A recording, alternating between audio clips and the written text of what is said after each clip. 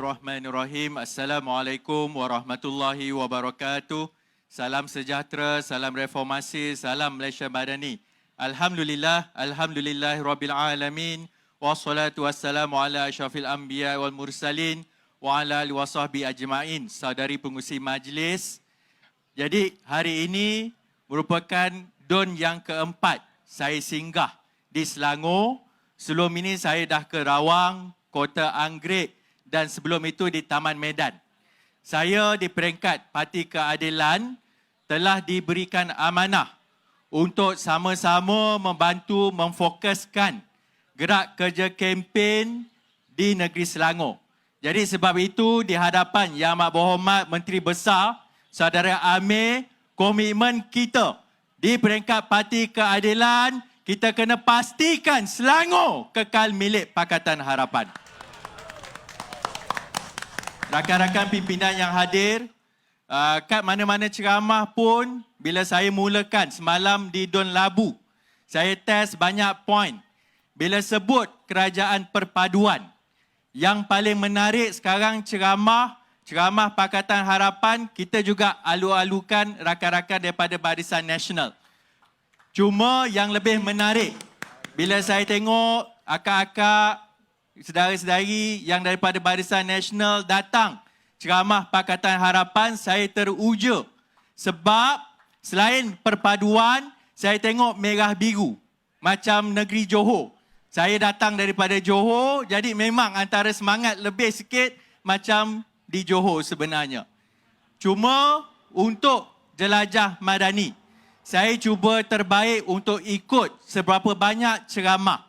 Jadi saya percaya para pimpinan akan ada ruang masing-masing untuk kupas dan ulas mengikut bidang yang ditetapkan. Ketika ini saya diberikan amanah untuk bersama-sama membantu kerajaan sebagai timbalan menteri di KPKT, Kementerian Pembangunan Kerajaan Tempatan, KPKT. Jadi bila saya turun, saya tengok pening juga nak ceramah sebab nak tahu apa Perikatan Nasional serang isu rumah. Jadi bila saya tengok satu demi satu serangan, dari segi fakta itu tak ada. Tapi apa yang dibangkitkan? Salah seorang ahli parlimen daripada Perikatan Nasional, bila ditanya soal perumahan, dasar perumahan dan sebagainya, apa yang beliau bangkitkan? Dia jawab, dia sekarang sangat bimbang kerana dia sebut semua exco kerajaan negeri yang jaga rumah ni semua orang Cina. Hatta isu rumah pun dia nak mainkan perkauman. Yang ini saya nak tanya MB. Sepanjang beliau menjadi Menteri Besar, exco kerajaan negeri Selangor yang jaga rumah siapa? YB Roziah, orang Melayu. Seorang wanita yang sebenarnya memang sangat fokus isu perumahan. Tapi sampai di peringkat Perikatan Nasional, dia nak main isu perkauman. Sebenarnya isu kaum ini tak jadi masalah. Hatta kalaulah exco itu pun bukan bangsa Melayu, bagi saya yang penting, tak kisah siapa yang kita letak, biarlah berdedikasi. Apa gunanya kalau pilih orang Melayu, jadi duta khas taraf menteri, hasil kepada negara tidak ada apa-apa. Apa gunanya jadi menteri Melayu yang mana keluarganya terlibat, yang masuk mahkamah soal subsidi minyak yang berpaket itu dicuri dan sebagainya. Jadi sebab itu bila sebut isu perumahan, saya tengok balik bila kita bincang isu perumahan, di peringkat persekutuan ada tanggungjawabnya. Di peringkat negeri ada tanggungjawabnya. Kalau di persekutuan, kita tetapkan dasar. Kita ada agensi pelaksana. Tetapi di peringkat negeri juga, kuasanya juga sangat bermakna. Contohnya, isu tanah ini di bawah kerajaan negeri. Bukan bawah pusat tapi bawah negeri. Maksudnya, kalau kerajaan negeri itu tidak perform, kalau kerajaan negeri itu tidak berminat membantu rakyat soal perumahan, akan ada masalah. Jadi sebab itu bila saya tengok balik, bila masuk pilihan raya kali ini, saya nak tengok apa pencapaian negeri Selangor soal perumahan. Kalau di peringkat persekutuan, kita letakkan dasar rumah mampu milik, sasarannya 2025. Yang dulu kita tetapkan nak bina 500,000 buah rumah.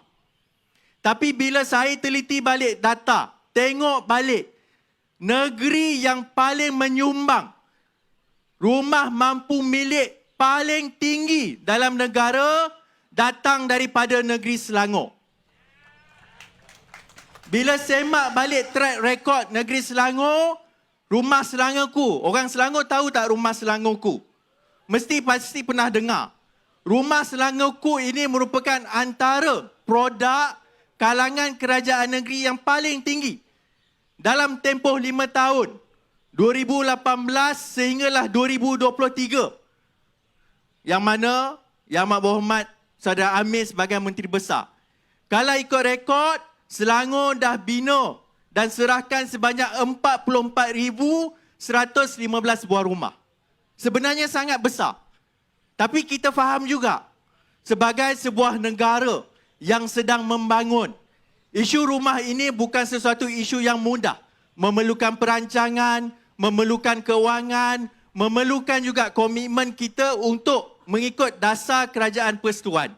Maka sebab itu, untuk orang Selangor, bagi saya, kalau tengok sebagai orang baru yang masuk dalam kementerian, saya merasakan bahawa apa yang Selangor lakukan selama ini dah cukup baik dan saya mohon pengundi di Dun Bukit Melawati ini kita bagi sokongan kepada kerajaan perpaduan. Boleh ke tidak? Itu isu yang pertama. Isu yang kedua tadi saya juga sempat berbisik dengan saudara Amir. Sekarang dah jadi rapat sebab ceramah, tiap-tiap kali ceramah jumpa beliau. YB Teresa pun ada di sini. Bila sebut dalam soal kita mengambil alih kerajaan persekutuan, bila kita tengok rumah antara agensi yang di bawah KPKT sebagai contoh, yang bina rumah adalah Prima. Mungkin saudara-saudari pernah dengar Prima yang buat rumah untuk kumpulan M40. Sebelum kita jadi kerajaan persekutuan kali ini, saya memang tumpukan isu rumah-rumah mampu milik untuk rakyat. Waktu saya jadi ahli parlimen, memang saya sering dengar keluhan daripada rakyat biasa, rumah yang mereka beli itu tak siap-siap. Tapi setiap kali saya tanya dalam parlimen, saya tanya Zuraidah waktu itu jadi Menteri KPKT, saya tanya, tak pernah ada perincian yang teliti rumah mana yang sakit dan sebagainya. Tapi bila kita ambil alih, bila masuk tahun lepas, saya panggil Prima, saya tanya, berapa banyak rumah, projek rumah yang kamu ada masalah? Ikut rekod, bila kita ambil alih, ada 22 projek rumah Prima yang bermasalah. Ini termasuk ada di seluruh negara. Dalam tempoh 7 bulan, yang ini memang walaupun ceramah ini sepatutnya ceramah politik, tapi saya cerita juga ini nak menunjukkan komitmen kita. Hatta masuk pilihan raya negeri, kerajaan perpaduan akan terus bekerja membantu rakyat. Jadi dalam isu ini sebagai contoh, dalam tempoh 7 bulan, di peringkat kementerian, alhamdulillah, kita dah selesaikan 9 projek yang selama ini tangguh, akhirnya dapat kunci. Sekarang ni ada 13 lagi projek yang kita kena selesaikan bawah Prima, insya-Allah. Dalam tempoh sehingga hujung tahun 2024, komitmen kita adalah untuk membantu rakyat kebanyakan sebab bila kita hadapi, saya bila berceramah yang paling saya tak suka akak ni lah. Dia akan keluar masa dia dan sebagainya. Tapi itu kita kena hormat. Ramai rakan-rakan pimpinan yang datang untuk berucap pada malam ini.